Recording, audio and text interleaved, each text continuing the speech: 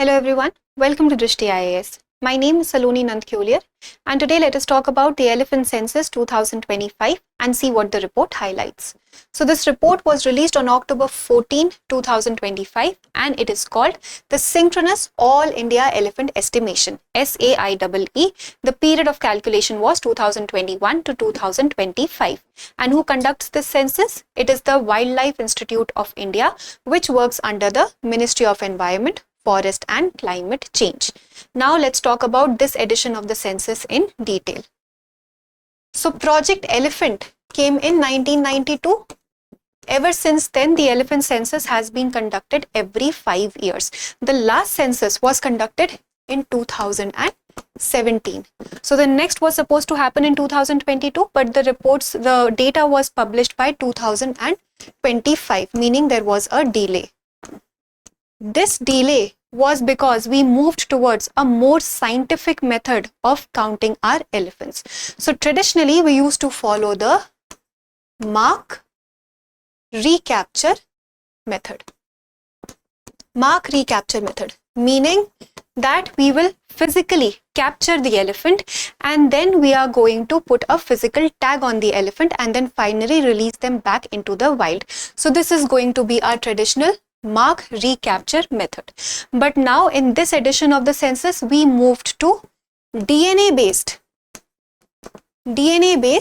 mark recapture method, meaning that we are not going to physically capture the animal. Instead, we are going to collect the dung of the animal from different habitats. Then we are going to extract the DNA and do a genetic profiling so that next time if we encounter the same DNA in any dung, we will be able to identify that this belongs to the same elephant. So this ways we are not moving into physical capturing or a physical tagging of our elephants. We are now doing the genetic profiling of the entire elephant population. So because this changed, there was a delay in our report findings. Now, why is this important and is this a better method? It is a better method because it is non-invasive. Non-invasive, which means that it is animal friendly. We do not need to tranquilize our animals.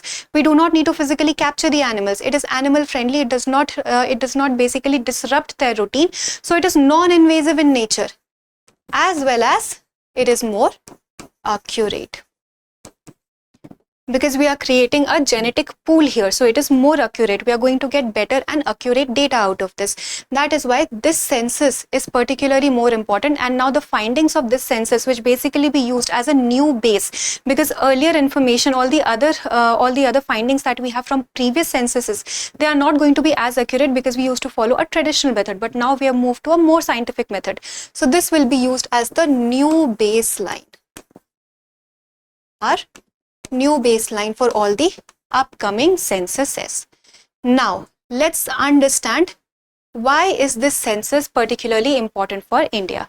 So, India is home to 60% of the world's elephants. We have the most number of elephants in the world, and elephant is an endangered species. So conserving them becomes extremely important. That is why these census, they become extremely important, the findings become important, and then we need to work towards the conservation of our elephants. So let's talk about the key findings of the report. This report highlighted that there has been a significant decline in our population of elephants. In 2017, we had 29,964 elephants, but now in this edition of 2025, we have only 22,446 elephants, which means there's a decline of 25%. And these elephants are mostly concentrated in the Western Ghats and Northeastern Hills and the Brahmaputra floodplains. So basically the entire country was divided into certain regions like the Western Ghats, Eastern Ghats, are Shivaliks and Gangetic plains, and the Northeastern Hills and the Brahmaputra floodplains.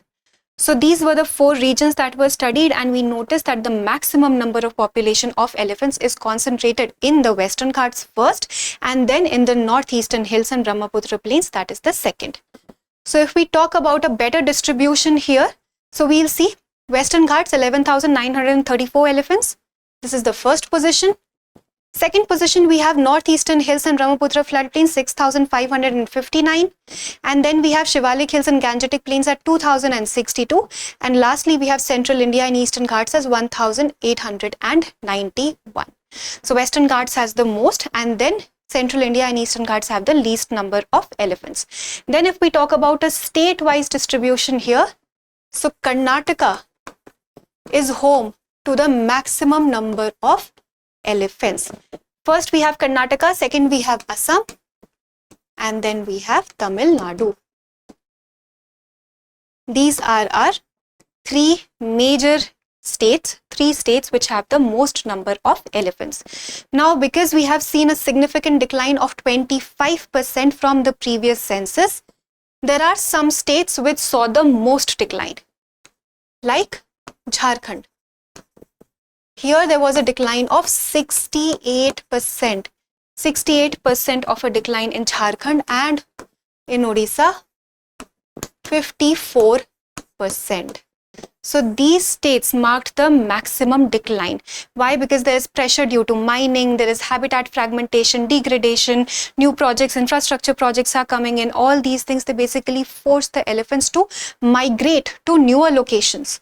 So most of the migration has happened to Chhattisgarh, which has seen a significant increase of approximately 82% elephants in its population.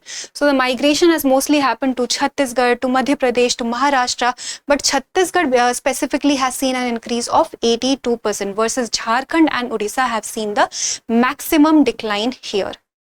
Now let's talk about the situation in northeast India particularly. So Western Ghats have the maximum number of population, but there also the population is on a decline. So 2017 figures were better and 2025 figures are concerning.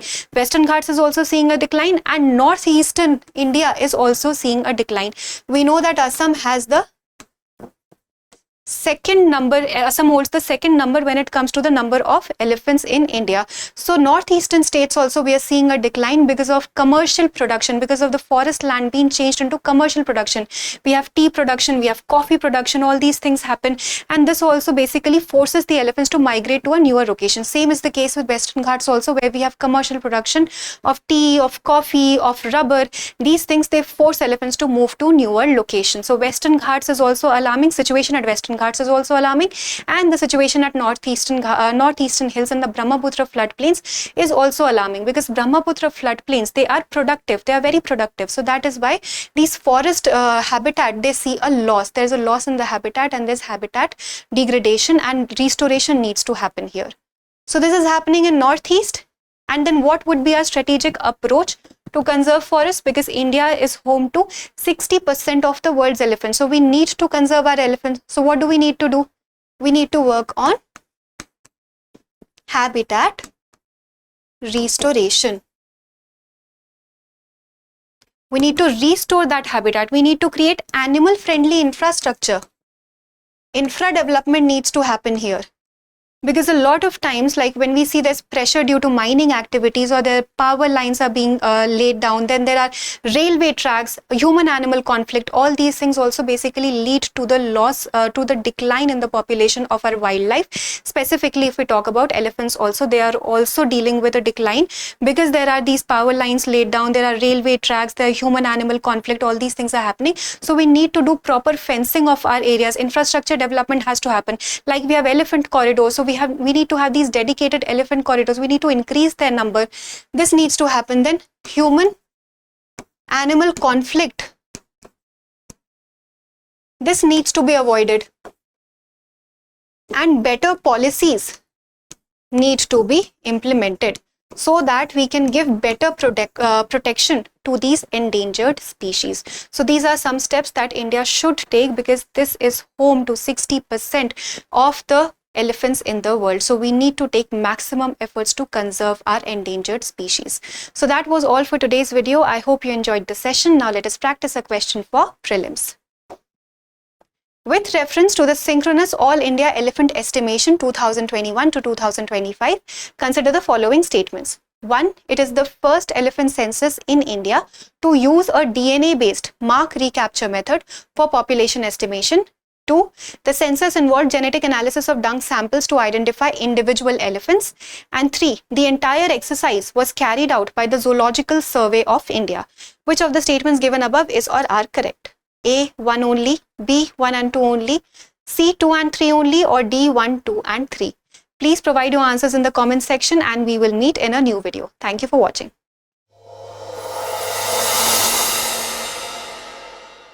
For more informative content, like, share and subscribe, and do not forget to press the bell icon to get the notifications.